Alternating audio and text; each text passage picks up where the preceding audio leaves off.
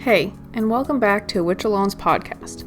I'm your hostess Danielle, and today is our second episode in the mini-series about tools of the trade, all about the Athame and the Bolline, the two ritual knives usually found on a witch's altar.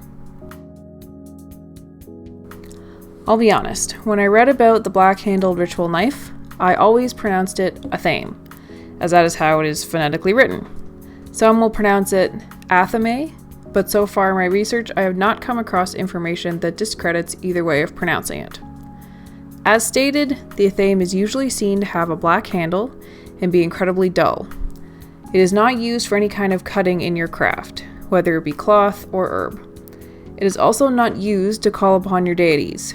The Athame is a power wielder, and you do not command your deities, you simply ask them to join you, like you are inviting over an esteemed member of society. If they choose to join you, you should be so honored. When using your Athame in ritual, some of the power that flows through this tool is stored inside the handle, and can be called upon later in the ritual if need be.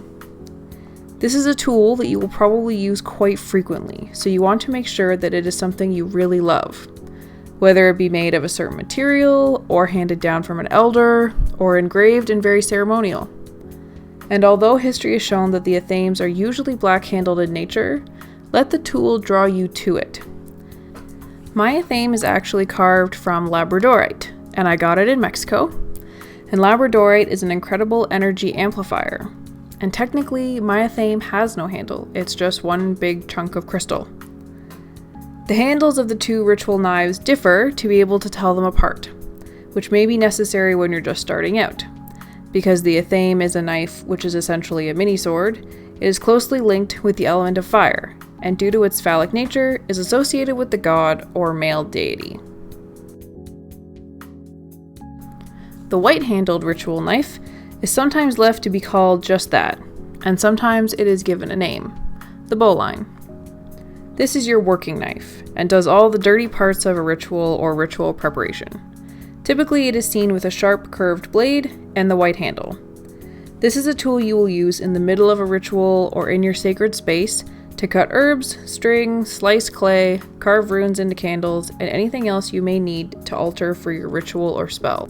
For myself, I have a decorated black-handled knife with a small gem on the end and a double-edged blade for my Bolline, and it is incredibly well used, I'll tell you that. But I don't just use mine in ritual, I use mine for all my magical needs. If I need leaves off an herb or plant from the garden, I will use my Bolline to take the parts off that I need, all while talking to the plant and leaving an offering, of course. I want the plant to know that its purpose is special, and so therefore I use a very specific and special piece of equipment to do so.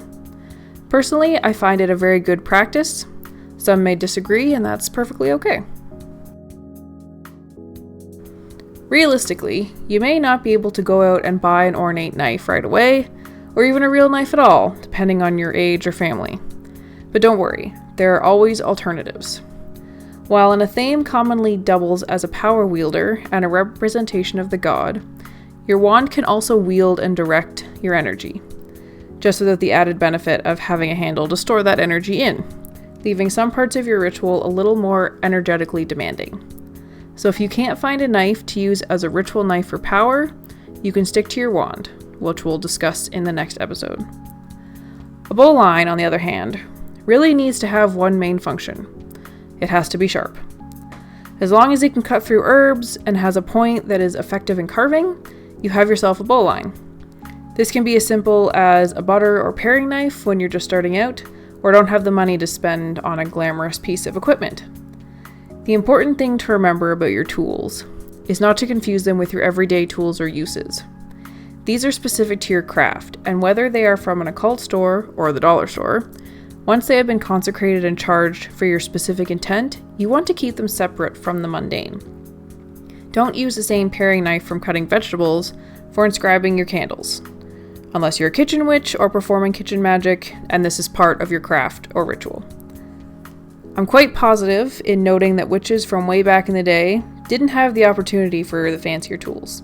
They just knew which knife was used to do what, and they made sure those tools only performed those actions. And eventually you will fall into that groove as well. If you choose to be incredibly traditional, you still have all the information to do so. And if you're concerned about the cleansing and consecrating of tools, don't worry. That will be an episode all on its own. That brings us to the end of this episode. This will be a bi-weekly podcast, so make sure to subscribe and turn your notifications on. Next episode in the mini-series, we'll be discussing all about the wand. This episode was brought to you by the tarot card, the Nine of Cups.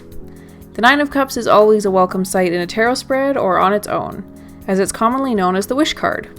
When the Nine of Cups appears, it speaks that everything you have been wishing for and working for is coming your way very soon. If you're on Instagram or Twitter, swing by my page under the same name, AWitchAlone, and if you follow, make sure you say hi. I love meeting new followers. Until next episode, blessed be.